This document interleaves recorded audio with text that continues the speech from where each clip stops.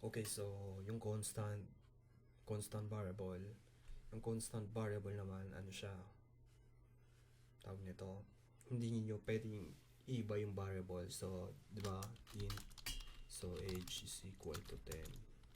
Di ba, ganyan.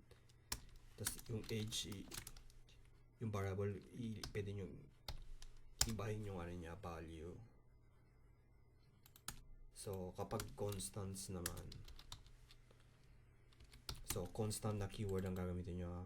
So, int my age is equal to 25. So, yan.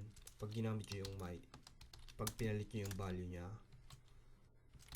magkaka-error.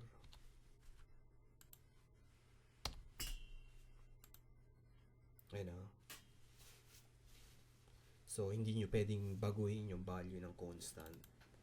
Kasi ano, constant, ibig sabihin siya, yung unang value niya ay lagi yung value niya. Hindi siya pwede magbago.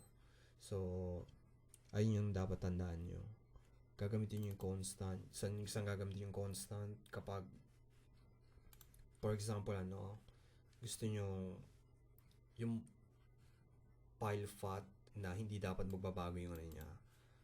For example, ito, yan. So, example ito yung kung saan yung gagamitin. So, delete natin to na constant. So, const string. So,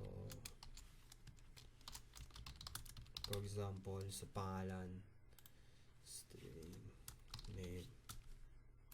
So, kahit ano-ano, kahit yung pangalan hindi siya magbabago kahit kailan. So, ayun yung example.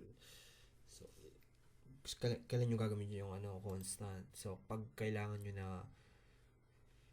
na yung value niya hindi siya magbabago, gagamitin yung constant para safe yung code nyo, hindi siya lagi magbabago.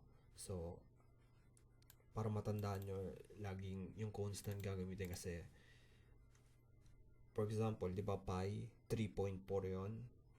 Ayun yung, hindi siya magbabago, 3.4, nancharo-charo, di ba?